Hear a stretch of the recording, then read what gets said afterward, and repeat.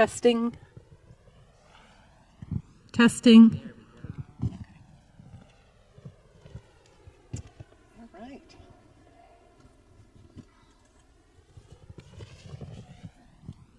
We're going to start in 1 minute, so make yourselves comfortable. Take a look at your packet, and we'll get started very soon.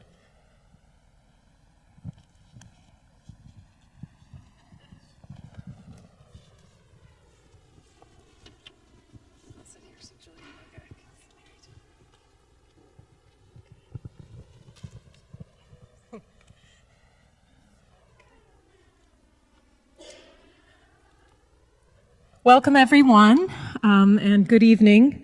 We are so delighted to see all of you here with us this evening, and also all of the folks who are joining us on the live stream and via Zoom online.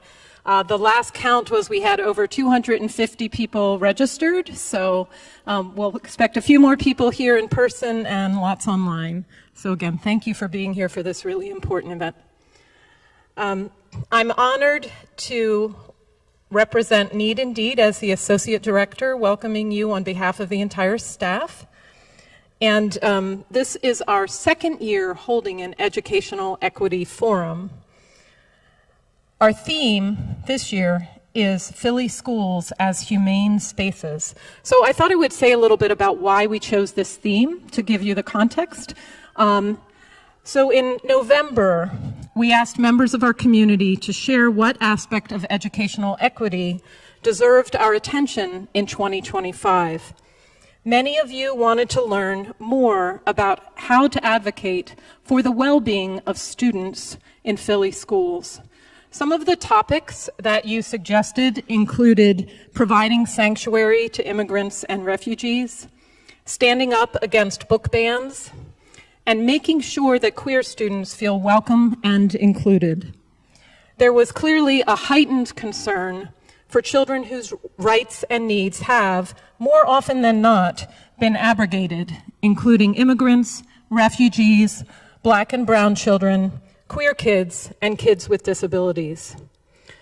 To reflect this powerful and timely emphasis, we decided on the theme, Philly Schools as Humane Spaces.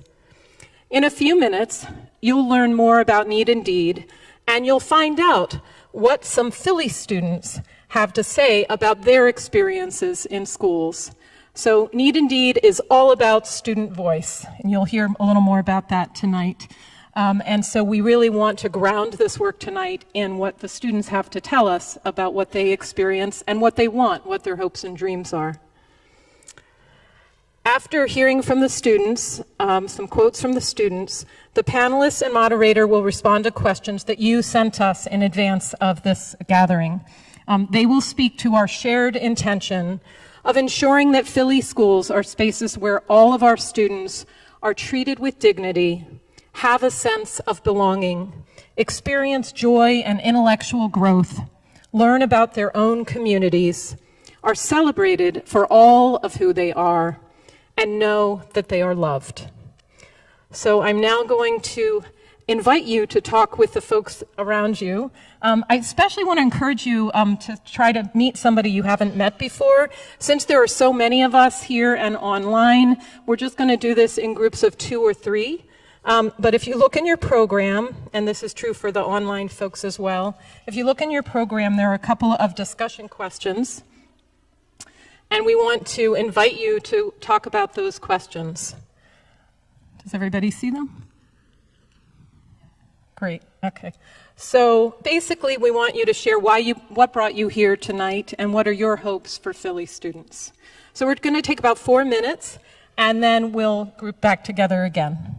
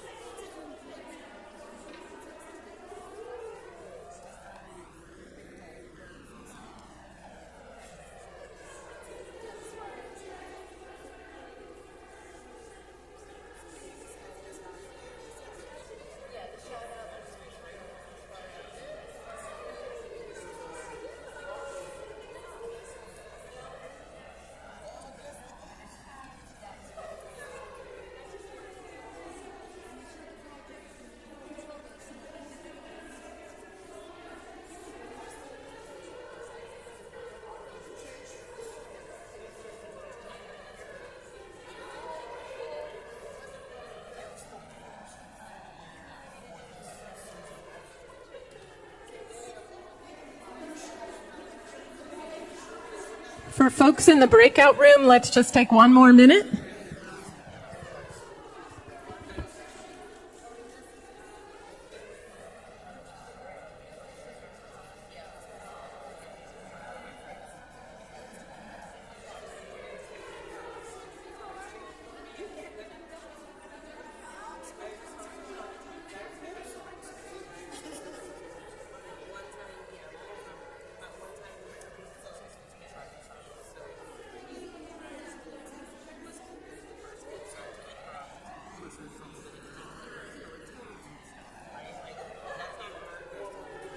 Okay, please go ahead and close your conversations. I always hate to interrupt when everybody's chatting and having a great time.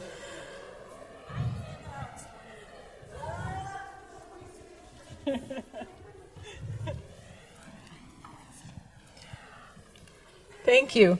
It was so wonderful for us up here. As we looked out, everyone was chatting. Folks had found people to talk with, and we know that online a lot of conversations were happening.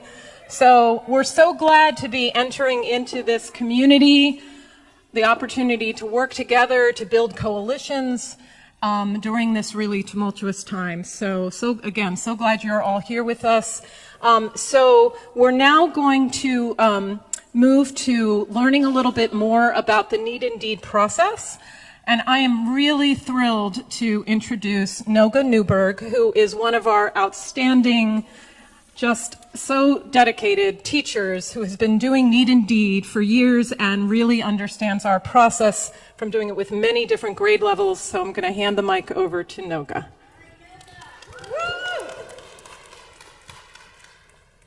Good evening. It's really an honor to be here. I joined the Need and Deed Teacher Network at least over a decade ago as a way to help my students find connection between their world in school, and our curriculum. And as Janet said, during the past decade, I've taught in grades 3 to 6 in district neighborhood schools, charter schools, in well-resourced schools, and under-resourced schools. In every year and every setting, students impress me with their awareness and sensitivity to social issues that impact their lives. Just listen to the range of social issues they have explored, issues that truly deeply matter to them. Eviction and tenants' rights, book banning and racism, minimum wage, fair school funding, and climate change. This year, my 5th graders brainstormed 3 topics to study: gun violence, climate change, and the war in Gaza. On a recent afternoon, we gathered on the carpet in a circle and shared how we have been affected by these social issues. Adiam shared that his brother was shot in his home earlier this year. Josiah opened up about his uncle that died from a gunshot wound. Eunice and Mohammed ached to be able to return to their families in Gaza, worried for their safety.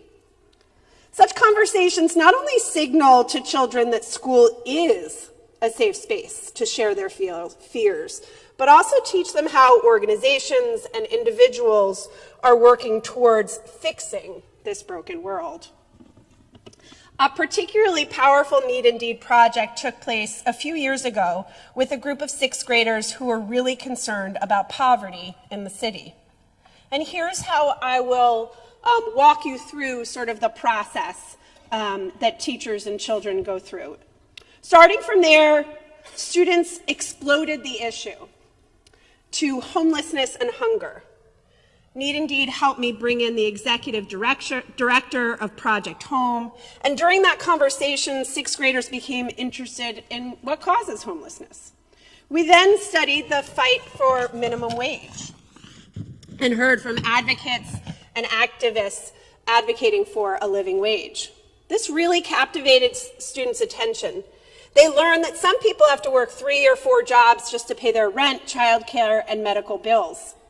That led me to introduce students to Rashida Phillips at Community Legal Services to understand eviction laws and tenants' rights.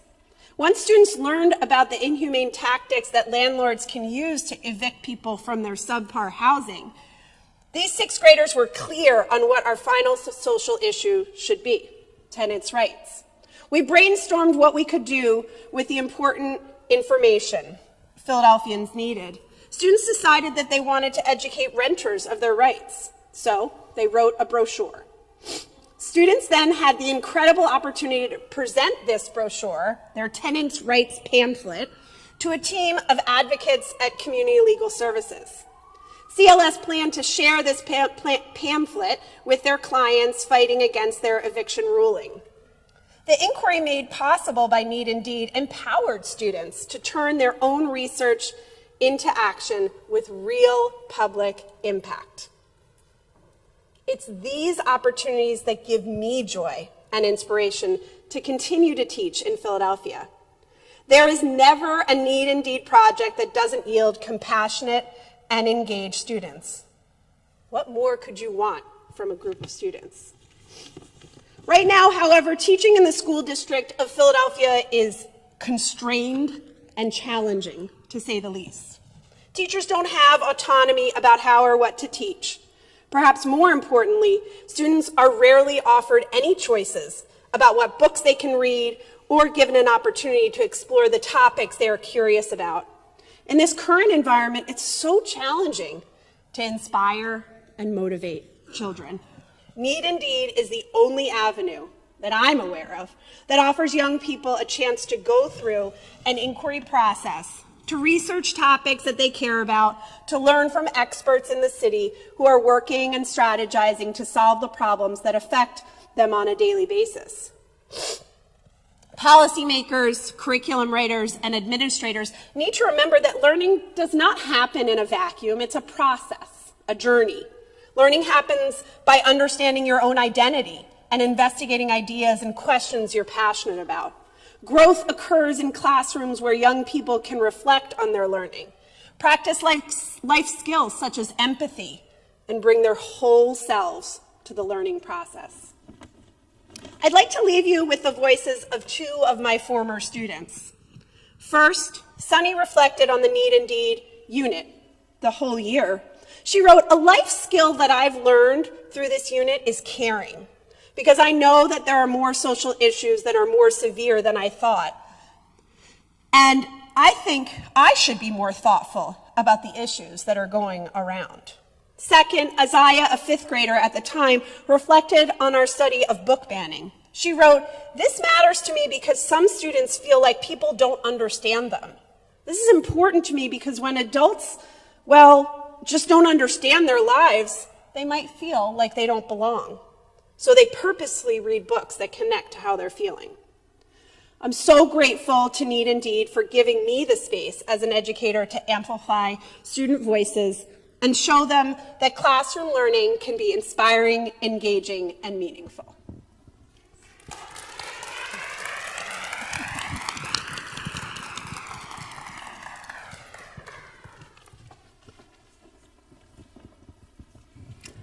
Hi, everyone. My name is Julia Shields-Creste, and I am the Program Director at Need Indeed. The Need Indeed Teacher Network is a beautiful and free opportunity for 3rd to 8th grade teachers in Philadelphia, traditional public and charter school classrooms to bring more humanity, sustainability, and joy to their teaching practice. Network members collaborate regularly with like-minded educators across the city as they bring student voice and social justice inquiry to their classrooms. They also receive ongoing resources and support from Need Indeed staff. And as you heard from Noga, Need Indeed's My Voice process provides a rich framework for students to grow their empathy, investigate community issues they care most about, and plan civic action based on what they learn. We're excited to officially start accepting applications for the 2025-26 Need Indeed Teacher Network beginning today. There's a flyer in your packet with more information and a QR code to the application, so please share widely. You're also welcome to find me after this evening's event to answer any questions you might have about the Teacher Network. Thank you.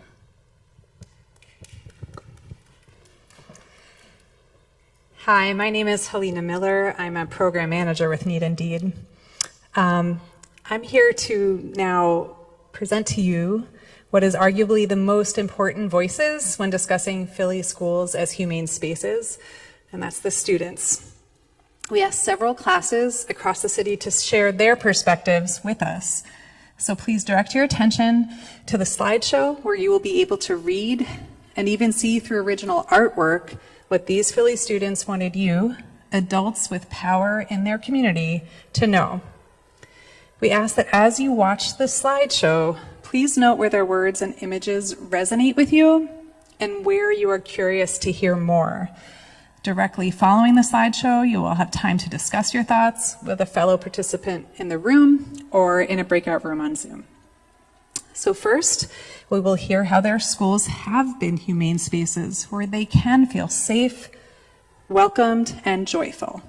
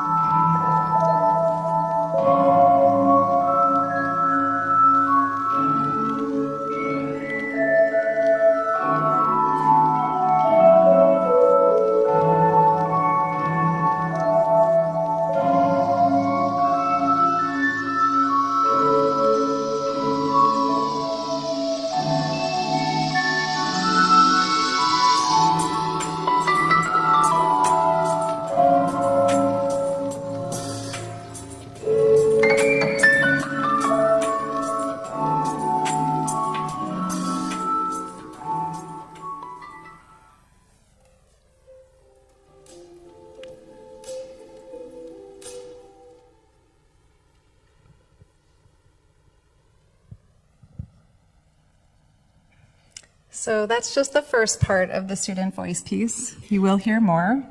I hope you found these contributions helpful and that they can serve as a type of foundation for the rest of our conversations this evening. We're now going to see the remainder of what they shared with us. The following words and images describe the way students wish their schools could change to be more humane and joyful spaces. And it ends with them sharing anything else they wanted tonight's audience to hear. Once again, we're asking you to please take note of where their voices and art resonate with you and what questions they evoke for you. Enjoy.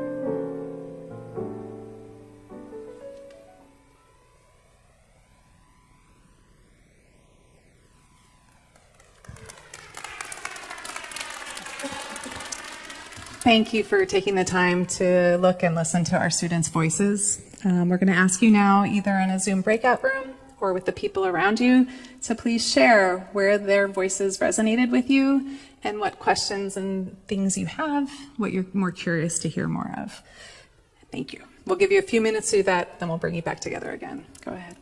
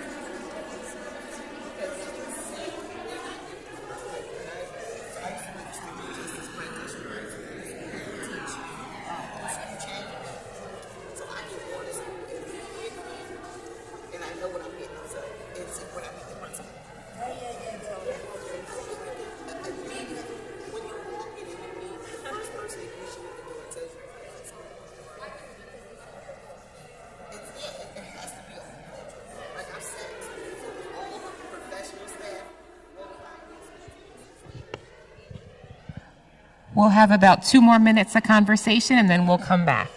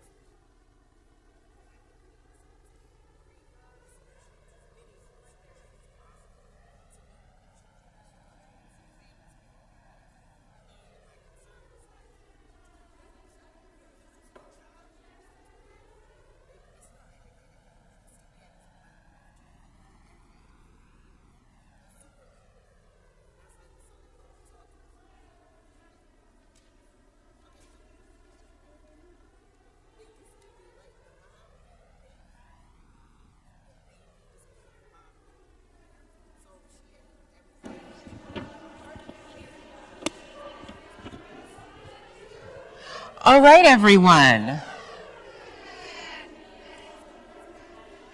I always hate to break up conversations when people are talking.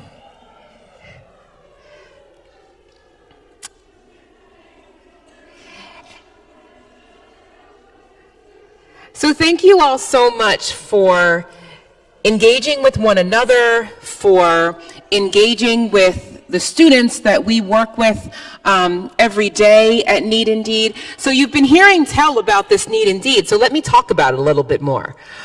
So for those of you that are new to us, Need Indeed's mission is simple yet powerful. It is to transform teaching and learning in 3rd through 8th grade Philadelphia public school classrooms. And we do that by really 3 things. Listening to students. As you can see, we amplify their hopes, their concerns, and ideas for change. We support teachers. We provide strategies that connect learning to real-world issues students care about. And we engage community partners. Those are professionals, activists, and leaders who come into classrooms to enrich discussions and inspire action. At the heart of our work is a core belief that every child deserves a high-quality education no matter their zip code. And that education should take place in schools where students feel seen, heard, and valued, and where they can bring their whole selves into the classroom. I recently came across a quote that resonated deeply with me. And it was, "Every child in your classroom is someone's whole world." While originally meant for educators, it's a reminder for all of us. So schools should be places of belonging, where diverse ideas, experiences, and identities are not just accepted, but they're embraced. Given the challenges facing our city and our schools, this year's theme, Philly Schools as Humane Spaces, feels more urgent than ever. How do we ensure our schools remain spaces of safety, dignity, and inclusion, especially in times of uncertainty? I want to take a moment just to thank the Need Indeed staff for their dedication in making this event possible. Woohoo!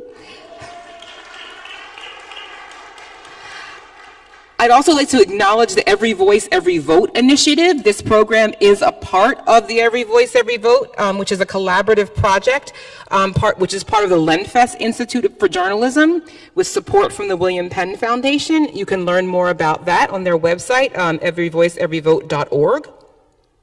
We also want to thank all of you that submitted questions for tonight's discussion. We received more than we can address in one evening, so we identified some key themes that we hope to explore more in depth. So with that, I am very pleased to introduce our panel. We have a distinguished panel here to help us unpack these critical issues.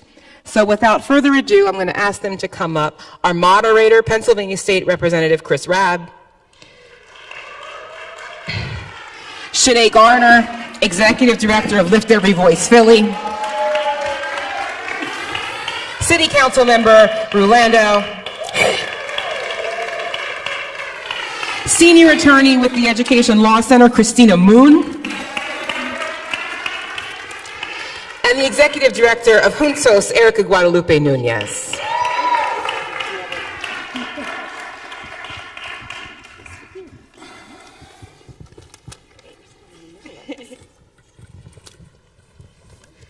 Hey, folks. Oh, all right. I feel like Janet Jackson with the whole thing here.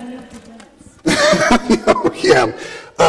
I'm Rep. Rabb, and I'm pleased to be a moderator for a couple reasons. One is I don't have the domain expertise of the panelists here, so I get to look intelligent just because I'm around aggressively fabulous people who know this stuff on a much deeper level than I do. But I appreciate being asked to moderate this. I think in my first 2 terms in office, I introduced a bill calling for full and fair funding of public education, 100% of fair funding dollars going through, or 100% of state education dollars going through the fair funding formula, which was considered radical and unfortunately still considered radical. So it's great to be in community with you all tonight. I'm normally more animated. I'm getting over a surgery a couple days ago, and so if I just faint, you'll know why. But I didn't want to miss this. This is so important, this conversation. Just the level of nuance and care that's led up to this moment is particularly moving. Seeing the writing of the young people and the pain and the promise of these young people. It's really the main reason I'm here, because if this is an opportunity for me to get into classrooms and listen to more students, like that's like probably my favorite thing about my job. So for all you teachers out there, I would love to meet your students. They don't need to be in my district or not. So let's get to it. There are a lot of questions. We're not going to get to all of them. I'll do my best to curate the conversation. But I think, well, let me just say this, and I will defer to the experts on the panel.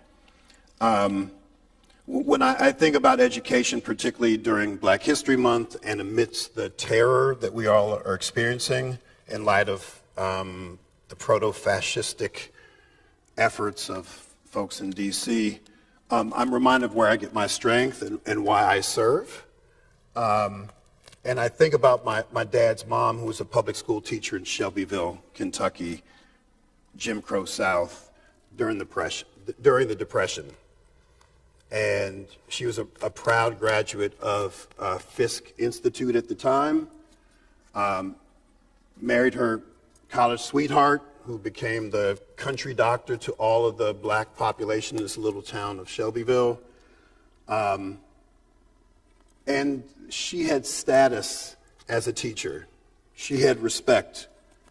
She had power amidst great adversity. And it's through the appropriate kind of education that lifted up our collective humanity, that allowed for her son, her only child, my dad, to weather the storm and desegregate University of Louisville in 1950. All of this relates to education broadly writ. So when I think about what these young people are going through now, when I think about how politicians stand in the way of full and fair funding, that's a form of structural violence. And when we see these right-wingers weaponize education, try to get rid of the Department of Education and so forth, it's clear they know that a truly educated and humane population of young people is their biggest threat, which means that we're all doing something right. And it's just an iteration of previous generations where they said it is illegal to read or write, or for white people, it is illegal for you to teach black people to read or write. White people would be publicly flogged if they helped increase literacy among enslaved populations. So education is indeed power, particularly with purpose behind it. And there's a lot of purpose in this room. So I just wanted to say that as a preface to far more insightful comments from my colleagues and panels here tonight. So I'm going to start off with a basic question, which is, I'd like to know, we'll start from left to right. Oh, do you need a mic? Oh, sure, thank you. There you go. Give us an overview of what you're currently working on and how that connects to the rights and needs of Philly students. Hello? Okay. My name is Shanae Gardner, she, her pronouns. Thank you for having me. It's good to see familiar faces. I run a nonprofit called Lift Every Voice Philly, and we are a Black-led parent organizing group that is doing base building in West and North Philly and working on a campaign around joy. I think the backstory is 3 years ago when I was thinking about what was next. One of the things that felt at odds with like my values and the way that I was raised in a city with lots of education activists was that there was not a single organizing home for parents who are as committed to other people's kids as their own. And we know from history and from present that time and time again, that kind of resource hoarding, that kind of breakdown in community only perpetuates structural violence. And so I founded Lift Every Voice with the idea that there could be an organizing home for parents and that we could bring in and focus on and incubate in communities closest to the pain. And so our criteria for looking at school-based chapters is to seek out areas where we see wide-scale disinvestment by way of outcomes. And I want to be very clear that those outcomes are a result of disinvestment, not some like personal failings of communities. And so we looked at gun violence rates that were 2 times the citywide average in the school catchment. We looked at if there was a presence of at least one of the 58 deadliest blocks. We looked at poor outcomes, the things that really impact Black people in particular. So kidney failure, heart failure, stroke rates, right? The things that tell us that over and over again a community has been neglected. And then we basically do the thing that has to get done, which is like the most tedious, the most like boring at times work, which is we go to school sites and we greet parents at arrival and dismissal when they're rushing, when they have a million things to do. And what we do is we extend an invitation. And so our invitation in the schools where we're working is to join and have faith in their fellow community members and their fellow parents and their experience as experts. And I think a ton of the history, which we don't have to go into right now, is it's evident that parents are the experts on their kids, right? Like when we talk about the whole world, someone's whole world is in a classroom, no one knows a kid better than their parents. And so I think our charge is to build a base of parents who feel like the collective good is their responsibility and who stay close enough to the pain and close enough to the people that we can bridge across difference. And so that's what Lift Every Voice is doing. Thank you. Huge claps for you, Shanae, and Lift Every Voice. I just love hearing how you have taken this concept and have it grow. So I'm Councilmember Rue Landau. I'm at large. I represent the entire city. I want to first give a big shout out to my colleague Kendra Brooks, who's here, who is an expert and a mentor in all areas of education and everything, and it's just I'm so lucky to be able to serve alongside her.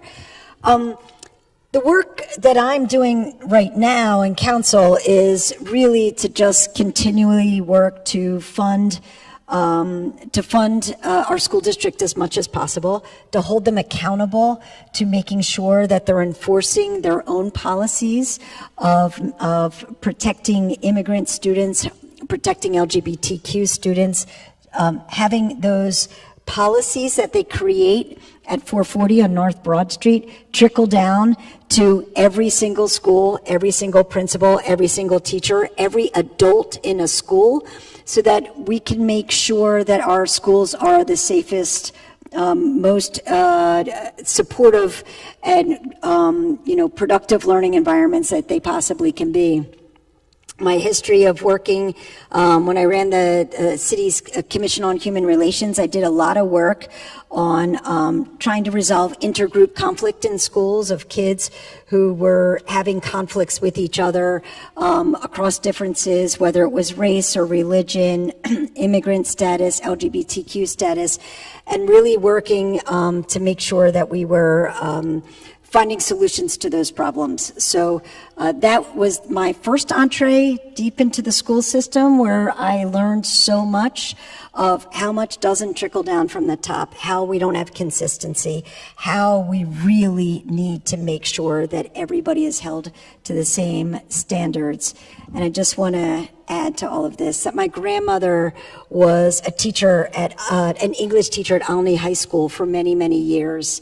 And to read the article that was in the Inquirer, I think yesterday, about how they don't even have the most basic athletic equipment, so their kids can have, their extracurricular activities, was just so heartbreaking to see what our disinvestment produces, and how it's just so obvious that there's a solution to turn that around. So thank you. Thank you. Hi everyone, I'm Erika Guadalupe. I'm director of Juntos. Juntos is a community-led immigrant rights organization based in South Philly. We fight for the rights of immigrants regardless of their background, lots of different factors there, but particularly one thing that has always been a driving mission at Juntos is access to quality education. And over the years, historically, that has looked like fighting against school closures, pushing back against criminalization in schools, and looking at language access, whether it is for parents coming to a school or students who are themselves learning a brand new language. And just to share really quickly, I think the core of our work now and how it responds to Philly students is through our campaign called Sanctuary Schools. Sanctuary Schools is a campaign that we launched in 2021 on the one-year anniversary of when a pregnant immigrant newcomer mother was detained outside of a school in South Philly by ICE agents. Juntos, we got the report of the incident, and what we learned is that there was no official protocol in the district or training on what to do if ICE came to schools. And within that, opened a lot of questions and conversations about what other supports were lacking. Fortunately, we were able to pass a resolution thanks to support of different partners, both at the city and school board level, that promised training for teachers, including a raid response protocol and a community accountability table in 2022. But unfortunately, it has never been fully implemented, and I'll talk a bit more about that. But post passing the resolution, one thing that at Juntos is we take cases. We often meet people like on the worst day of their life. And so we unfortunately met a mother whose child, a newcomer child, was threatened with deportation by a principal here in Philadelphia. This is after the Welcoming Schools resolution was implemented. The student was being bullied not only for their sexual orientation, but also for being a newcomer student. We supported the family, but it could have, uplifted a lot of different systemic issues that we see in the district. And as a result, we came to a settlement with the district where they promised to hear us out on a newcomer program proposal. We have been fighting for that newcomer program proposal this year because unfortunately newcomer students don't have the supports they need in Philly schools. But also, ever since we won the proposal, ever since we won the resolution, there's been really systemic dialbacks in what have been longstanding district supports, like an office that was in charge of enrolling and registering newcomer students, and a lack of funding for bilingual counseling assistance, and then a unfully implemented resolution, which leads not only to issues of systemic harm, like the one I just named, but in general brings to question whether our district is truly preparing its entire community for what to do if ICE comes. Hey everybody, my name is Christina Moon. I use she, her pronouns, and I'm a senior attorney at Education Law Center, Pennsylvania. And a proud parent here in the Northwest at Lingelbach Elementary. So Education Law Center is a statewide nonprofit legal services organization working to ensure that all students in Pennsylvania have access to a quality public education. We work on my colleagues, we work on all public education issues, from special ed to discipline to discrimination, and public funding, including a landmark case that we won 2 years ago now with our colleagues, our partners at Public Interest Law Center, where we brought the state to court and won a decision declaring the funding system unconstitutional. And with all of Thank you. With all of your support, we continue to hold the state accountable to making constitutionally funded schools a reality for all of our students. My work is also focused on the last couple of years in our Inclusive Schools and Honest Education team, where I provide support across the state to parents who are outraged at extremist school board policies proposed to exclude trans students from equitable participation in schools, to propose book bans that target LGBTQ characters and authors for removal from schools, and racial and national origin discrimination. And I also focus more locally supporting immigrant students and English learners, and have the great pleasure of supporting Juntos' work in advocating for more newcomer programs and quality programs in the School District of Philadelphia, for one. So I'm really happy to be here and look forward to engaging more. Okay, keep the mic. I want to ask you all the same question. Like, what moves you in this work personally? Like, what sustains you? I mean, we're all experiencing collective trauma and a lot of headwinds. I know how hard you and your team worked on this major court decision, a very conservative court, no less, which makes the win even more impressive. Like, what sustains you? What inspires you in this work? How do you show up in this space? Yeah, I think it's the promise of all that our schools can be and need to be for all of our students, knowing from my own experience and what was reflected in the comments from students that we saw today, which is that if school is a place of connection, students can feel safe, and then they're able to learn and able to build the skills that we all need to be successful in a diverse, dynamic, changing world. And so fighting for that is the goal, is the mission. And I think particularly in the last 3 weeks, where we've been inundated with requests and urgent calls for information and explainers about what is happening, I remind myself that many of those are from people who are asking, how can I help? Because we are a community here in Philly and across the state of people who care about not just our own children, but other people's children, and want to ensure that everybody has access to a safe and affirming school. So knowing that all the requests are from people who want to help, from teachers who care to make their school affirming and safe, and parents who want to know how to show up and what to ask of their schools is really motivating. Yeah, I think for me, what moves me is sort of the goal to be the person that I needed when I was younger. I came to the US when I was 10, I grew up undocumented. I have the firsthand experience of knowing what it is like to be an immigrant newcomer child in school with immigrant parents that don't speak English, And I think particularly for me, like how I became an organizer is actually through my fighting to have access to higher education as someone without status. So I grew up as an organizer through the Dreamer movement, which is so long ago now. And I think, so that sort of gives you context on who I am as a person. I think additional background is before I started working at Juntos, while I was still a member, I was an art teacher in Philly Public Schools. So I saw firsthand often actually how it worked, and how often, sometimes I would meet a student and I would see a student and it was like, I know this is the only time this week someone has talked to you in a language that you understand, And the other piece is through my time at Juntos. I've been a member of Juntos for the last 12 years. I think a lot of this knowledge, a lot of times a big impetus for why people migrate is thinking that schools will be better, quality education for their students, right, for their children. what I see more than anything, and it happened with my own parents, is sort of the dissonance when they arrive and they're like, actually, this is not the schools that I was promised. These are failing infrastructure. My child isn't learning English, or they're getting bullied and no one cares, that sort of thing. And so that is something that I see on the regular at Juntos, and I think what I want to uplift is sort of the idea of schools, not only as places of learning, but also as like pillars of community. And immigrant communities, often they'll have a church, they might have an organization like Juntos in their lives, but more than anything, they'll very likely have a school, and what it means when that school isn't being the pillar of community that it's supposed to be. It isn't the place where they can come to with questions or get resources or feel safe, and that's, I think, what we're all trying to make sure doesn't happen, right? Yeah. I have a clarifying question for you. Yeah. You referenced language. Oh, yeah.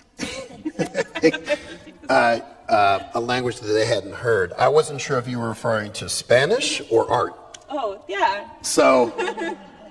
Right, so I want to ask you, as a proud son of an artist, how do you connect art to this work? Yeah, great, thank you. I mean, in the situations it was Spanish.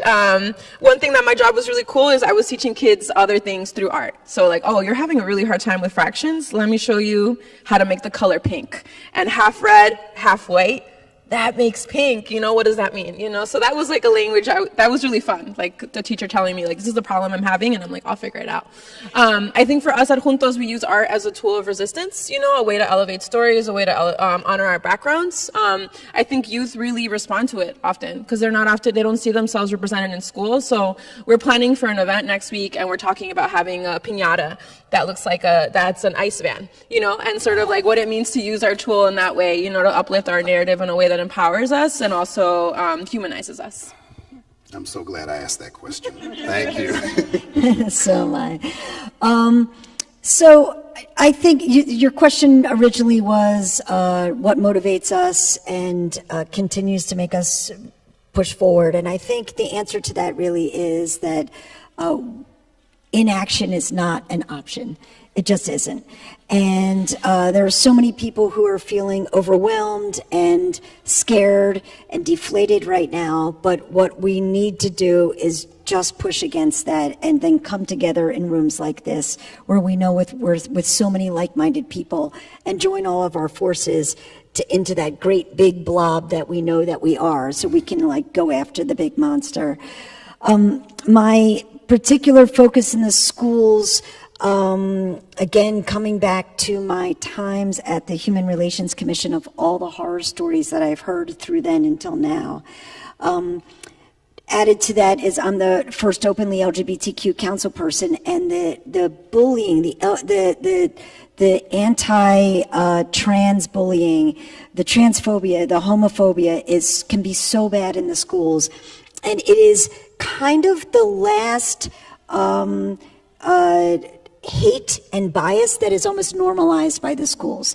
It is the one time when all of the teachers turn away, they don't jump to help.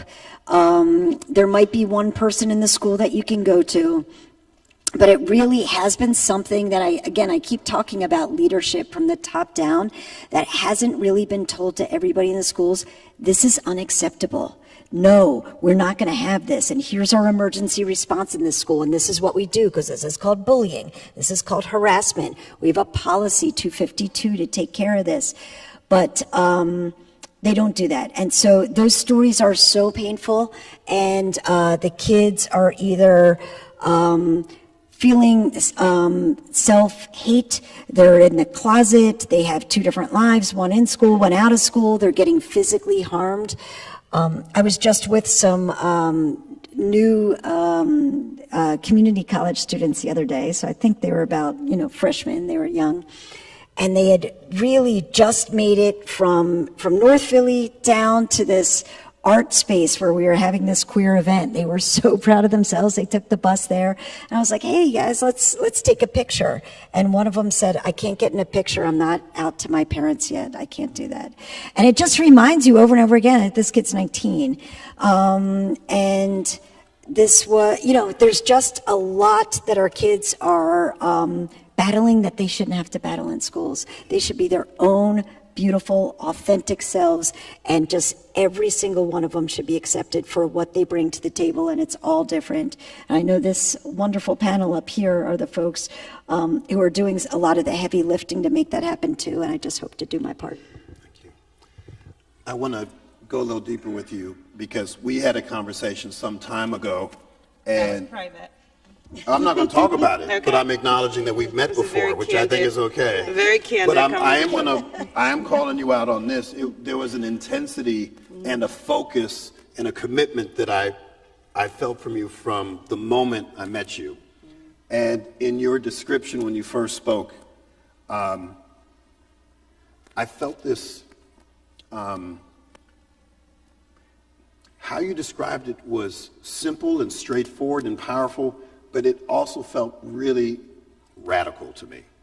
And I don't know if you see it that way, but it just seemed profoundly radical, the work. No, what you just said tonight when you're talking about what you were doing, it was very clear, it was very concrete, it was very small scale and radical.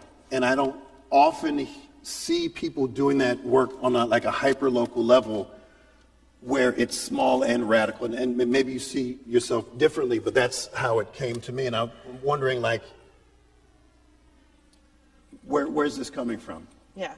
I was born 2 weeks after the MOVE bombing, 10 minutes away. And my mom took a foray through the ER, like everyone else in West Philly who was pregnant at that time, to be like, holy, like it's about to happen. And so depending on who you ask, I'm either like passionate or insufferable. And I think that's like a fair assessment. But I think, look, I'm fifth generation West Philly. And schools are the first place where I ever felt injustice. I went to a grade school at 59th and Race. That was the same school my mother went to, same school her mother went to. It was built in 1909. That was in the 90s. And I remember feeling completely supported. My teachers treated me like I was wonderful. Our principal was this like really jovial old black dude, Dr. Barksdale. I remember feeling like my mom was always in the basement, like to my like jealousy, like doing other kids' hair, like getting them pulled out, doing their hair, or getting folks changed if they wet themselves, that kind of thing. And so that felt really like a sanctuary for me. It was where all the neighborhood kids went. And it wasn't until like fourth grade when I got shipped off to Masterman that I learned what racism was for the first time. And not in the like very obvious like blacks are here. There was tokens of us. At that time, there were two of us, me and Kadar Guyton, were the two Barry kids who were allowed to go to Masterman. And I just remember walking in that building and seeing lockers for the first time, and a gymnasium for the first time, and a cafeteria for the first time, and my own set of textbooks that could come home for the first time. And I remember like this like very visceral feeling of like, I'm one of 9 kids, same house situation. I remember being like, this is a joke. Like, I couldn't believe that my parents thought that I needed to go to this other school. I was just like, why can't I stay with everyone else? And so I've been kind of an MFer, I think, since then. But it's been this thing where, you know, I think that like, I just don't buy into the belief that there have to be winners and losers. And I've seen the ways that schools and public systems can wreak havoc on communities, including my own family.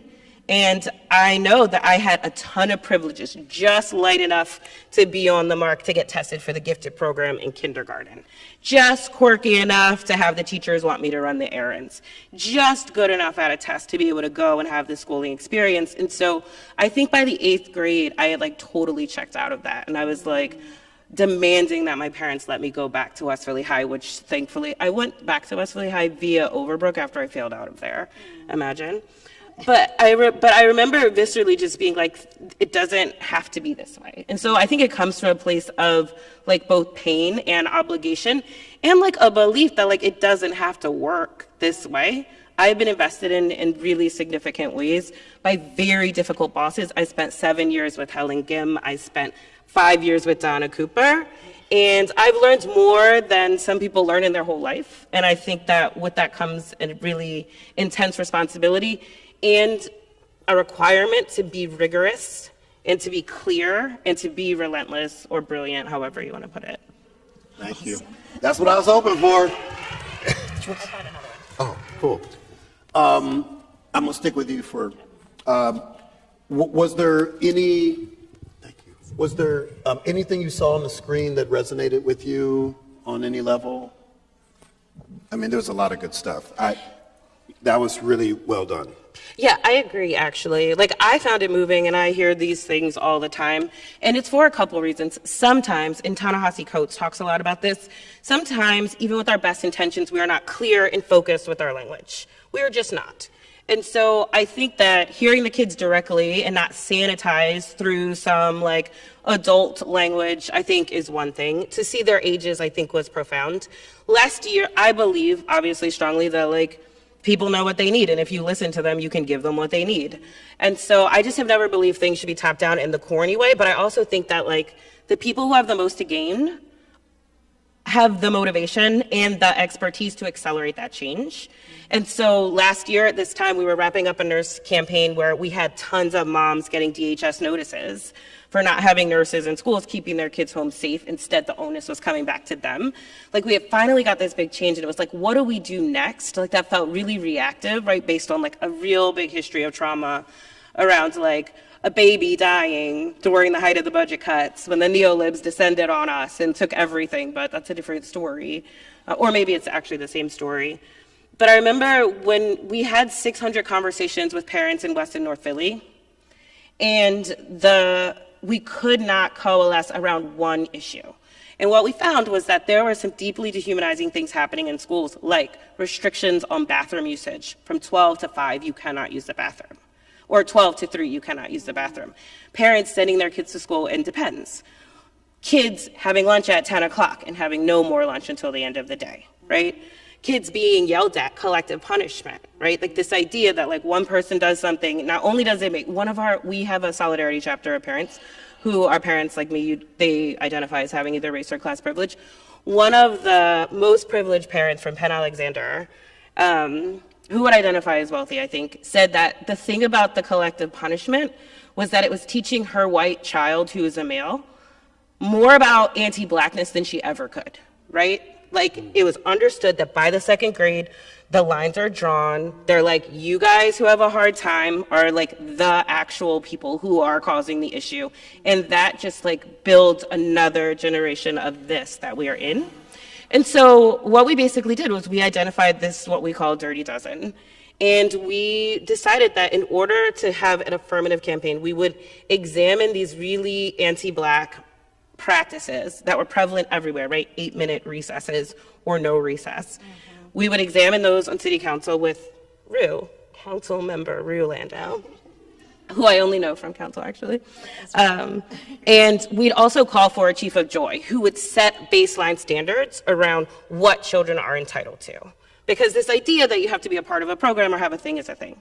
And so you can learn more about the Joy campaign some other time. I'm rambling now. But I think for us, it's like, can we be very clear that we can ask for something as ridiculous as a chief of joy, and we can force the district to, for the first time ever, commit to a recess policy. There is not a single recess entitlement in the school district of Philadelphia for a district that is hundreds of years old that educates thousands and thousands of kids a day. And so I think for us, it's like, can we harness the expertise and the passion and the pain of parents, and can we move that pain to the people who are accountable for making that change? Thank you. Thank you. Anyone else who responded in a particularly visceral or something that popped up from what we saw on the screen earlier? I just want to add that I saw some of, the stories that I've heard from Lift Every Voice and what I saw on the screen. I saw it immediately when my son went to kindergarten. It was a new teacher who was trying to be, I think, extra strict because she was trying to prove herself to the principal. And I went in to go help early on when they had cut the student teachers, the helpers. And so she was stressed. There was 34, basically 5-year-olds in a room with her. But the way she handled this classroom was just over the top, and the way she treated the boys so much worse than the girls, and the things that she'd get upset about. She'd read to the class, and she knew she was watching Johnny and knew he'd move a little. She would stop reading just to discipline him in front of everybody, instead of just read. They were literally just moving a little bit on the floor. And my son would come home and say his back hurts because he had to sit up straight and tall all the time on the floor. And we just saw it over and over again. Thankfully, we moved on from that. He is literally one of the lucky ones. He's at Central, which is such an incredible school in Philadelphia, but it is absolutely outrageous that all of our schools are not fully equipped with every single thing that they need for the school. And the kids need the joy. They need to move around. They need to be humans. They should not be treated like they're in boot camp. It's school after all. They're spending most of their waking days there, their time there. So we should have it, to kind of mimic a day. You need break time. Yeah. Thank you for sharing that. I was diagnosed as neurospicy just like 8 years. That's what I call ADHD, neurospicy. I was diagnosed like 8 years ago, and I'm like, oh, that explains everything. So when you're talking about like fidgeting and actually that's one of the things I do when I go to schools, when I just talk about, why I'm here and what I do, and I say, I kind of go off on tangents because I'm neurospicy. Is anyone here neurospicy? And I'm like, neurospicy. Say, have anyone of you heard of ADHD? And it's like, oh yeah, I got that too. It's a superpower. Anyway, thank you for sharing. Do any of you have any kind of something that you saw or made you feel any kind of way? I really love the intentionality of centralizing their feelings in this space. I think that was really well done. Yeah, I think there were so many that I spoke. I think I really loved that they were drawing too as part of it. Obviously, now that you know a little bit about me, but I think one that really struck out was sort of like the worries about home, and sort of, for that child, like wondering what those worries might be. And I think sometimes schools are managed in a way that it's like the expectation that children should be able to leave those worries at home, right? Or that like what happens at school is separate from what's happening at home, and like that there isn't space for both, And I think I find that really difficult, and I find it even more difficult now. I reading that one child's thing, I was sort of thinking like, what could their worries be? But then in general, I think about the base that I work with, and a lot of them are worried about their parents getting detained. A lot of them worried about their parents not being home when they get home from school, or who would take care of them if a loved one is deported, or also how other people look at them for not speaking a language the right way, etc. And sort of this idea that, just how schools should be developed more as places where students can feel emotionally safe, right? In all aspects, right? And that doesn't just happen, it's just not like you can have a great teacher, but you're not going to have that great teacher forever,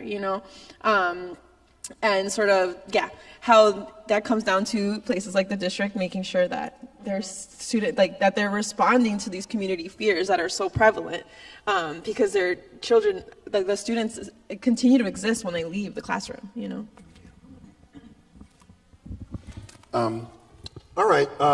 I think I want to pivot to some of the questions that were raised by folks online and elsewhere. So let's go with this one. I'm an ESL teacher, and we have a large immigrant community in my school. However, my school hasn't provided any information or guidance to teachers or families because the school district has not told them to do so explicitly. Is there anything you can recommend to help me advocate for giving families good information? Yeah, I really appreciate this question because it's one that I've been getting a lot from all of our concerned teachers and community partners. And I think it's unfortunately reflective of a variety of instances or contexts where this comes up in the school district. With such a bureaucratic, big district-wide system.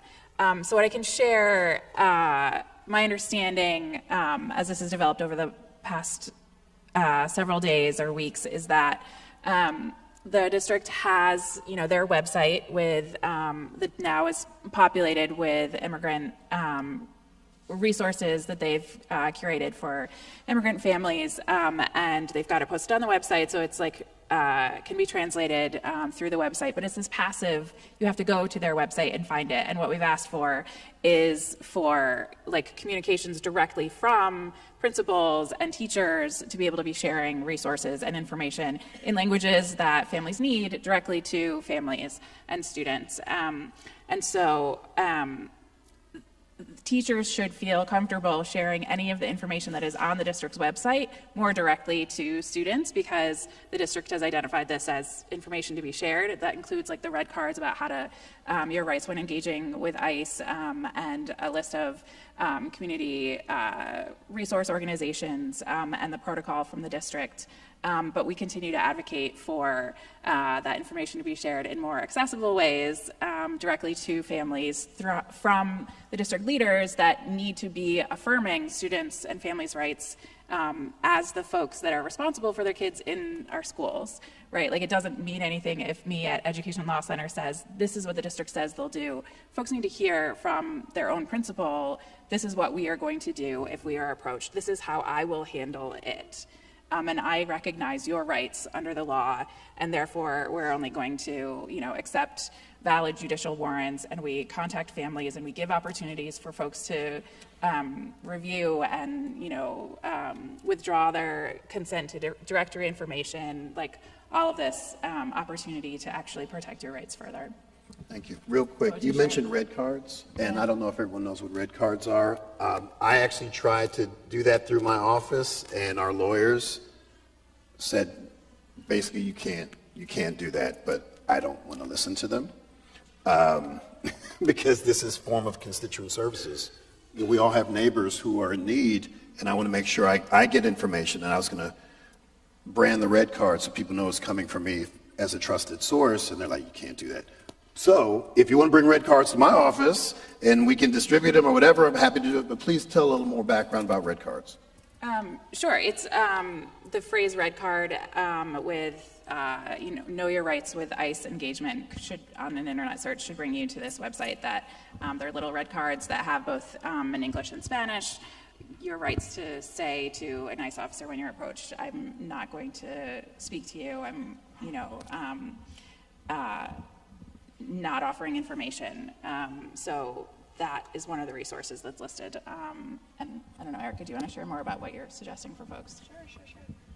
Yeah, I think in response to this question, just like Christina, like we're hearing it all over. And we were hearing it years ago after we won the resolution, and it has been like a continued advocacy point for us at Juntos, like, hey, 50% of teachers that we've surveyed have said they haven't been trained on the Welcoming Schools RAID protocol, right, or the Welcoming Schools resolution. You haven't implemented the RAID response protocol that was promised in the resolution. There's no community table, right? So it's just like, it speaks to sort of just like how the district itself, like they need to be pushed, right? Like they don't actually move on their own unless advocates are pushing them. And I think right now, like an advocacy night which suggests for teachers, right, I think it's like anyone who's interested in this is like, it's our responsibility to push them, right? I think like they need to be pushed, and it's all on us to do it, right? Obviously as Juntos, they're hearing us say this all the time. They've been hearing us say the last 4 years, and if teachers are joining us in this call, that's really helpful. I think specifically some advocacy stuff that I would recommend is there's a school board hearing next week, so signing up to testify and naming that. Juntos has a committee of educators called Sanctuary Defenders that folks can join. And also we have a complaint tracker that folks can name if there's anything that's going on around the resolution. Like recently someone reported to us like, oh, my principal said ICE could come into the school if they wanted to. And I was like, that is not correct. Please tell me where and where you're working and what school that is so I can get this to the district, So yeah. Thank you. Council member, you mentioned policy 252. There was a question. It says, tell us about the district's policy 252. Do you anticipate any changes to this policy given the current landscape, and what can we do to ensure that that policy remains in place? So when the orange person won the election, I introduced a resolution to hold a hearing on the city's commitment and preparedness to get ready for the next presidency. unfortunately, because we were dealing with a big, huge arena in Center City. What? Is that new? We weren't. No, in fact, it's not going to be in Center City at all. I introduced a resolution in November, and we weren't able to get the hearing scheduled until January 22nd, 2 days after inauguration. I was not happy about that at all, except it actually proved to be a bit of a blessing because we got to see what would unfold so quickly in the first 48 hours. When I had my hearing, I asked the school district to come, and they did, and they did what they do, right? They talked all about their policies. They talked about implementation. They say they implement it, that they have trickled this all down. And they were specific also to describe what Policy 252 is, which allows it allows young people who identify as transgender or non-binary to dress according to whatever way they want to dress, to use the bathroom that is associated with their gender identity, to not disclose their gender identity if they don't want to, and to basically follow all of the other non-discrimination principles that we have in the city of Philadelphia, that we have in the Fair Practices Ordinance, that you can't discriminate against anybody in employment, housing, or places of public accommodation based on gender identity. And so they say that they implement this. I know for absolute certainty that does not trickle down or is not enforced in every single school. But I do not think this is going away anytime soon. Like what we heard at the hearing was a commitment, and a strong commitment, and a louder commitment from the superintendent's office than we've heard from other areas of how strongly they will stand behind their policies and their and what they have on the books. So I do not think the school district is allowed to set their own policies. And while I will punt this over to my education law expert over here, there would have to be an awful lot undone before it actually came down to any possibility that Philadelphia would have to, in any way, I believe, turn back on their policies. Yeah, thanks. I think it's worth noting that Policy 252 was advocated for, written, and really brought to existence by student advocates. Exactly. Trans student advocates, they're 2015 or 2016. So it's a great example of student advocacy, students identifying what they need and making it happen. And it is great on paper, and for sure, it relies on the individual building administrators to make sure that it happens and is reality for all students. And I fervently hope that there is a steadfast commitment from the school district to not budge on this. But I will say that I think all school districts are feeling some very real fear right now based on the fear-mongering and threats to funding from the administration. And so they need to hear from us that this is something that really matters, is critical to our students' well-being and safety and success in school. And they need to hear from parents and concerned community members and students throughout the district that we're not going to allow an inch of movement from the Policy 252's commitment to queer and trans kids in the school district of Philadelphia. Right. I got a follow-up for you.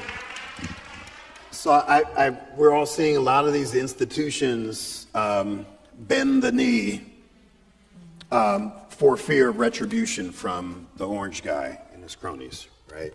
And it's, if we don't change the language on the website, if we don't get rid of this Office of Diversity, if we don't do this, then we're going to be cut off. Well, in the education space, he's already said, well, we're going to kill the Department of Education anyway, which provides federal funding to, public school systems. So is there actually a threat, like a credible threat, if, he's trying to destroy an entire agency that helps education communities? could that actually be a good thing? Because if this is one of the rare spaces where we already assume that federal funding is not going to be flowing, so it's okay to boldly support this program that he and his cronies would hate, right? So is that just maybe too optimistic, or you know what I'm saying here? Like, it just, you know, all these programs that are helping the most vulnerable and minoritized communities are the ones who are being hit first, and they're being put in this situation where they have to pull back on either services, language, et cetera, even if they don't want to do it. It's like, this is the only way we're going to keep the money coming in under these consequences. But if the money's not going to be coming in anyway, because he doesn't actually believe in public education anyway, maybe this is an opportunity to be even bolder. I don't know. Is that, you're the expert here? I don't know. No, I hear you. And what I would differ on is, like, we cannot give him more power than he has. Yes. And that's exactly what is at issue here, what's happening, right? These are executive orders, which are not laws. They're statement of intent about what the administration wants to do. And, you know, it can include direction to the federal agencies to do something. But we need to wait and see what those federal agencies are actually proposing to do through a formal notice and comment period of regulations that can be, you know, actually revisions or regulations to a statute. But the funding is through statute, which is passed by Congress. He does not have all the power that he is claiming here. And so it's really incumbent on us to pause and really think very critically about what he's saying versus what is actually happened so far and what can actually happen before we're giving any space. And so, you know, our message to school districts is not to self-censor, to like bow and comply in advance before you actually have a real, credible, legitimate legal requirement in front of you. Because, you know, we're talking about Title I funding, which is through statute. We're talking about the Department of Education, which is established through statute. Sure, there are things that he can do to make life worse and hard for our schools, and we have to deal with the outcome of some of this. But there is still Title IX, the statute, prohibiting sex discrimination, and Title VI prohibiting race discrimination, and lots of case law that establish, you know, through our courts what that means. And executive orders cannot undo statute; they cannot undo case law. And we also have here in Pennsylvania the benefit of a state anti-discrimination statute, the Pennsylvania Human Relations Act, that also prohibits discrimination in our schools based on sex, gender identity, sexual orientation, and race that is broadly defined. So our message is, do not do this work for the president. Continue to show up and protect our students. And, you know, even if there, and I also acknowledge that there is and already has been weaponization of the Office of Civil Rights and directed investigations with the purpose of twisting our civil rights laws against schools that are trying to do the right thing. That's real.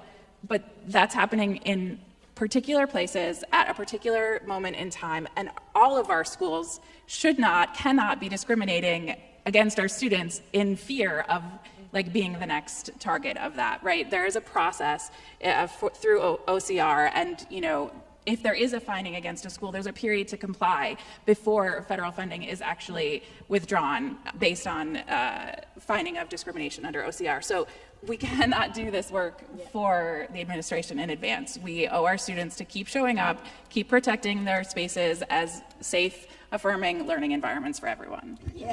Thank you. I'm just a quick question. Have you considered a career in law? I have and am.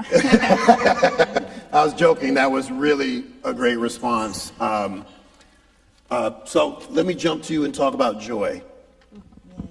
We have a question here. Based on what we heard from our Need Indeed students, how do we tell the truth to our children and ensure that we continue to nourish and encourage their joy?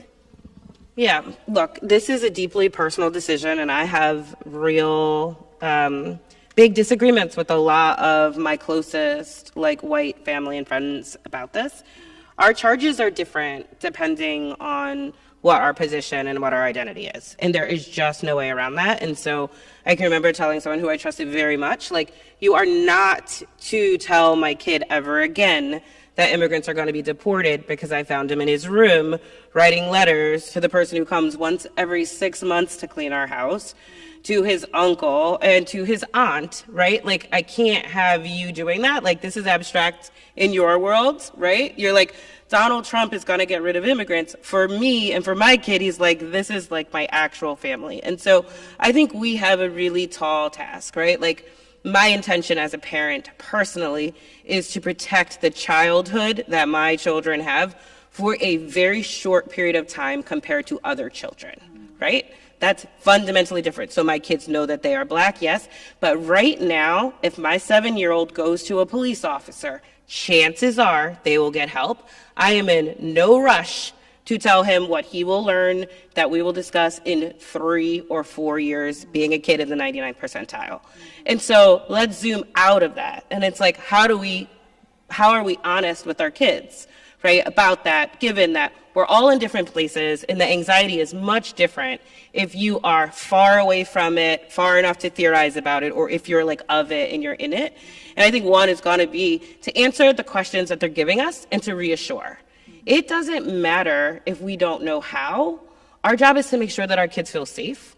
They cannot operate in a space where they feel like they cannot be kept safe. Safety is relative. It is not objective at all. But it is a situation where when Donald Trump won and my kid rightfully came home at 7 and said, what are we going to do? I said, we're going to keep doing what we have been doing. We're going to take care of each other, and we're going to be okay. As the questions come in, I will answer the questions. And so I think for me, the charge is a little bit different. And I think a lot about this in terms of like performance, right? I think about preschool. A very treasured organizing friend told my 4-year-old, like, the cops kill Black people. And so I have some like very specific trauma around this because my Black poor family does not actually start this kind of education at 4. And I'm a kid who was pulled out of Black history lessons until 5th grade, right? Like, and I turned out okay to not be a sellout or any other pejorative. I think that like what we have as an opportunity is to model to our kids what compassion means and to challenge them and agitate them in the organizing sense of like, is that the right thing? My kid will sometimes come home and tell me someone is doing something at school that's like annoying or not right. And I ask him, like, if he asked the kid why he was doing it. Or like, have you thought that everyone didn't like wake up with a lunchbox full of food, right? He comes home, he's like, I don't eat the school lunch. I'm like, and let's be really clear about why you're not saying that out loud, right? Like, I ate the school lunch. There are kids who need the school lunch. And so I think for the joy part of this is like, we get to model for them and get in response in like, there's like a reciprocal relationship between like how we model the conduct that we want to see in the kids, the leaders, the people that we want to develop, and how we get nourishment from being around young people who have not been completely like demoralized and are hopeless about the world. And so I think that's one. It's like, look at this as a mutual relationship, which is like, we can see the purity and the innocence and the hope in children, and they need to see the hope even when we're faking it in us, and they need to feel the security that either we had or we wish we had. And so I think that's part of it for me. Thank you. Whew. Yeah, that hit very close to home.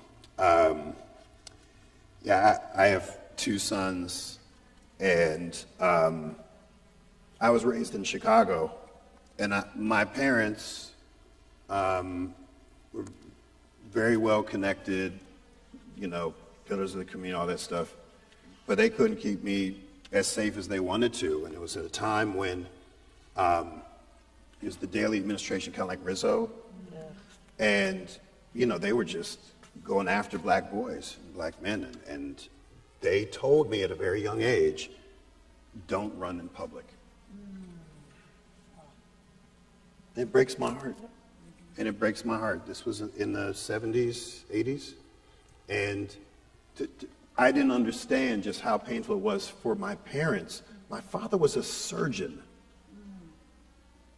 My mom worked for the first black mayor for the city of Chicago, and they had to prepare their 2 black sons for the real world, which is if we were caught running, we'd be the next victim. And lo and behold, I was running for a bus to go to this Jesuit school I went to, and I got stopped by a cop, and he put a gun out to my head. I'm 14. And I live with that trauma, and I see the same things happening to my sons, and it breaks my heart that I've had to have the same conversations too damn early. And you want to preserve their childhood, you want to preserve the innocence, but oftentimes, even in the very classroom that's supposed to protect them, is where that trauma happens. So this notion of joy is not an intellectual thing. It's real, it's sustaining, it's related to art. It's related to all of these things. You can't leave it at home. You can't leave it in the classroom. We take it with us. How do we process that? All right. Let's move on before I just totally break down here. Thank you. My kids are like, Dad, you're not going to cry again, are you? It's like, come on. Yes, man. I am. Yes, I am. Yes, I am. We'll take another question here. Should we be concerned that there has not been much messaging to uphold schools as sanctuary spaces by the superintendent, school board, city council, and mayor? What is the most effective way to engage with leaders as Philadelphia parents and Philly voters? And let's start, if you're okay, talking about the mayor. I think a lot of people have questioned the extent to which she is using her power and her status to support, these vulnerable communities. If you're comfortable answering that, that'd be great. Yeah, I mean, I think we should absolutely be concerned. Like anything but very active resistance to what we're facing right now is unacceptable. Today at work, we were looking at the White House social media. Don't ask, we just started and it was just like awful. Like it's awful stuff that they made like a Valentine's Day card that was like, come to the U.S. and we'll deport you. The U.S. Embassy posted something similar. The U.S. Embassy in Mexico posted something that was like, love doesn't believe in borders, but in the U.S. we do. Like, don't even try it, is what they posted. So I think I name all this to sort of frame what we're up against. And also Trump's, we saw it in the first admin and we're seeing it. We saw in his campaign trail, and now as sitting president, sort of just how aggressive their administration is towards immigrant communities, right? And so I firmly believe that anything but active response to that is unacceptable. You know what I mean? It's like we're living it right now, unless you're standing up and saying something, you're obliging by it, And I also think that there's been a historical record in Philly of what political leadership on this issue looks like. So that's why it's, to me, I think it's even more important. Under the Kennedy administration, that office put out a statement right away when Trump won office saying, hey, we're going to stay a sanctuary city. We're going to defend sanctuary city policies. The superintendents at the time did the same thing. When Trump threatened to take away federal funding from the city sued and the city won. You know what I mean? And so there's precedent for what active resistance can look like and what power local municipalities hold, And so I think any conversation that's oh, well, there's not much we can do, that's bullshit, There's so much we can do. And yeah, we have to. So help us distinguish between virtue signaling and meaningful and strategic advocacy. Talk us through that, because there are certain people in elective office who have a great deal of status and power and authority that can be wielded directly and indirectly. So just the mere sight of a mayor of a major city saying, I stand for everyone, and I'm not going to be bullied, which is something she has said quite a lot in all kinds of situations, that she doesn't like bullies. So there's a little irony here. Because we got the biggest bully in modern history, but not so much a response that a lot of folks are feeling is enough, to your point. Yeah. So what does meaningful advocacy look like for for those of us in elective office, frankly. Yeah, and I think I'll put by saying I'm not super, like, I wouldn't call myself an expert in like elected official actions, but from my perspective as like an advocacy person, so one thing I'd like to name is sort of the Trump preparedness hearings that Councilmember Lando's office held at the beginning of the year were actually very pivotal in not only providing a space for community organizations, community leaders to name sort of the issues that they were seeing and also push the city on how to be responsive. I think that was a very clear thing. There's also very clear asks that people have of the current administration. One, for example, is we are, as community organizations, are facing like every day we get a call about a rape, and also a lot of times it's misinformed. Sometimes it is, though, unfortunately. So an ask that we have for the current Parker administration is, hey, your office actually can help us verify these reports, and help us actually do massive Know Your Rights trainings rather than us doing it. There's also very clear like policy budget asks for this coming year. So for example, the city of Philadelphia, they have this program called PIFUP, which is a universal representation program that provides lawyers for folks who are in immigrant detention. If you're in immigrant detention, you're not promised a lawyer. Not the same way if you're, for example, in jail or in criminal proceedings. That's not provided to you free because we're not citizens. But this program provides it.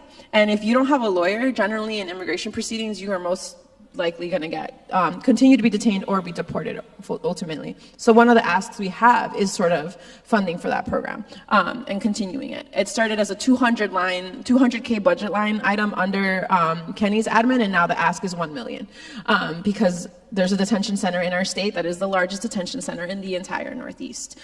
So sort of naming that as a policy piece. I think, and I think more than anything, it's sort of listening to the organizations that are seeing on the ground what's really happening. Like the school district is sort of like, no, this resolution is enacted. The policy hasn't changed. It's working. Welcoming schools are a thing in Philadelphia.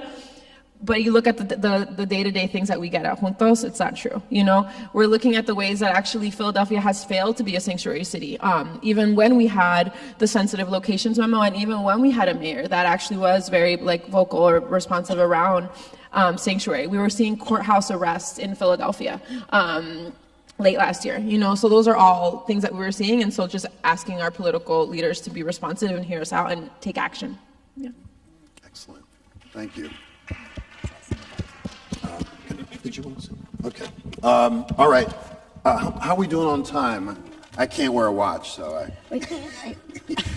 I do want to, I will jump in just to add a little bit to what Erica said, which was perfect, that the mayor did send the city solicitor to my hearing, and the city solicitor listed the laws that we have on the books, 2 executive orders, and a variety of anti-discrimination laws that would protect people, and vowed to that they weren't going to change these laws in any way and that they were going to enforce them. And I've seen her in a variety of places after this say that we're not violating the laws.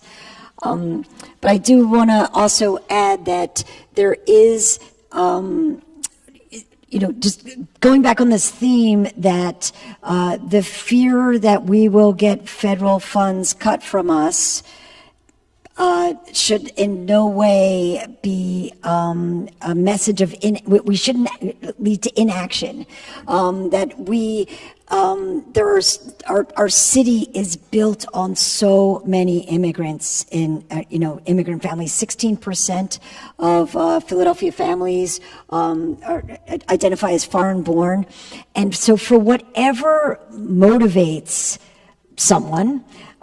So it could be that reminding people that immigrants aren't just brown, they're black, that this is a major part of our economy. These are a major part of our schools and our neighborhoods. And if you just extract all immigrants from Philadelphia, we're in for significant economic problems along with anything else. We've got a Pew study that shows that we're on the trajectory to actually build back to 1.8 million people. We're at about 1.5 now. We haven't been at 1.8 since the 60s. So if that's the motivation, let's build back our city. The more people, the more things ways in which we can invest in our city. But I think we also have to figure out different ways to talk to different people about things. And I would also suggest that in this room we all come together and figure out ways in which we should now proactively keep reminding our leadership, including the school superintendent and otherwise, what our expectations are, right? So if you just write a letter or just send an email now that says like, hey, thanks for doing X, Y, and Z. Our expectation is that you will keep these laws on the books and that, or these policies on the books, and that you'll keep enforcing it. Thanks so much. And not wait till the crisis time, because I actually think, as somebody who just lived on that boiling pot for many months, it is really hard to take with that amount of pressure and decision making and information coming at you. Let's just tell them now. Early on. I like that. It's very concrete and straightforward, something all within our capacity to do. I'm thinking about my role as a state lawmaker, thinking about municipal level things, and it's the Oreo. I'm the what's the thing in the middle? The filling, I guess. I don't know. Like state government is the vegan cream stuff. Is it vegan? It's vegan. Oreos are vegan, everybody, if you didn't know. Okay, all right. Because it's not dairy. We don't know what that stuff is. We don't know what it is. And that's state government. We don't know what it is. But it's there, you pay for it, and when there's threats of, yeah, I don't know if I'm going to use that one again, but that's funny. But when the federal government says, we're freezing this, we're doing this, and local government is doing this, and state government has the capacity to fund things that are being defunded elsewhere. And there's this scarcity bullshit. Like, oh, well, we don't have the money for that. And yet somehow they always find the money for aggressively random stuff. Where is this? The arena, tax cuts for the ultra wealthy. They always find the money for, the things that matter, but not to, working people. And I just want to put this out here, because Governor Shapiro just did an address, the annual budget address. And there's always this hint of scarcity. Yep. And when I hear about joy, I think of abundance. And when I think about abundance, I think about our children. They understand abundance organically. And it's beautiful. And I think we can learn that lesson as adults from them. And we have the capacity to raise more money equitably. I know that's a word that we're not supposed to say anymore. Equitably. So that we can fund the things that perhaps the city of Philadelphia may not have the funds for presently, or what the feds are not trying to fund. But we have to educate ourselves. And part of this, and one of the reasons I was so appreciative of Need and Deed bringing this together, is this is a form of civic literacy, right? This is so important. To be civically literate in this moment is a form of resistance. And can inspire. Am I right? So I think we've run out of time, but I want to thank the conveners. I want to thank all of you. I want to thank this amazing panel. Let's give it up to them.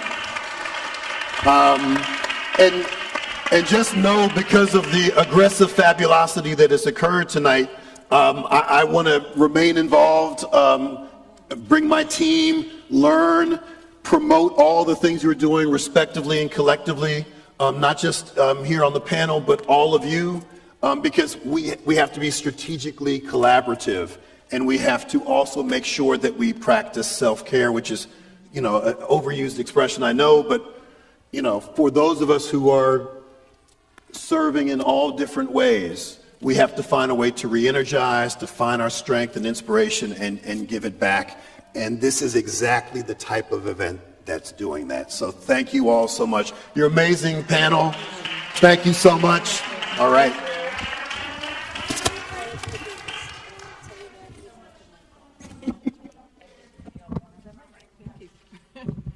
So thank you from Need and Deed to the panel for all of your incredible contributions, and Rep. Rabb, really appreciate having this evening together, as you said, about strategic coalition building. It's so important. I wanted to point out a few things that you have in your packet, and also that we have at our registration table.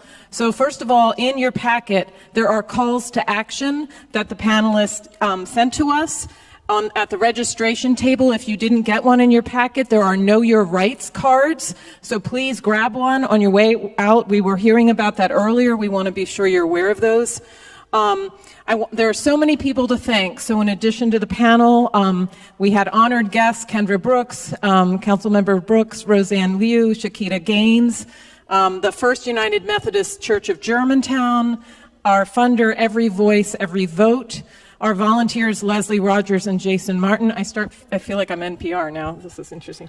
ASL interpreters, Hetty Kelly and Jackie Carter. Woo! Spanish interpreters, Alex Yepes and Heather Lewis Weber from Temple CLA Translation Institute. Thank you so much. And they also have information in the packet. They're incredible. If you need translation support in either Chinese or Spanish, contact them. They can provide support for community events. So I just want to give a shout out to them. And all of our Need Indeed teachers, especially Noga Newberg and Emily Getty, who was helping with the online part of this. Members of our Need Indeed family who helped out tonight, Tyra Washington and Lisa Hantman. And most of all, our Need Indeed team, Kyra Atterbury, Julia Creste, Lisa Johns, Helena Miller, Stessie Mbemba, Sarah Barrett, Kim Fleischer, and Ellen Wirt. Thank you so much to everyone for all your amazing work to put this together. And I have to say this, that before you go, we really would love for you to fill out the feedback form. It is in your packet. And we also have one for the online audience. So it looks like this. Made it really bold so you can find it. So if you would please fill that out. And we still have a few moments that you can hang out and chat and talk with each other and continue thinking about how to continue building community and coalition and thinking about some of the comments that we heard this evening and how to build on them. Stay in touch with us. We will send updates from the panel about any other information that you'd like us to share forward. So again, one more round of applause for our panel. Thank you so much. Thank you, and thank you for all the work you're doing. So.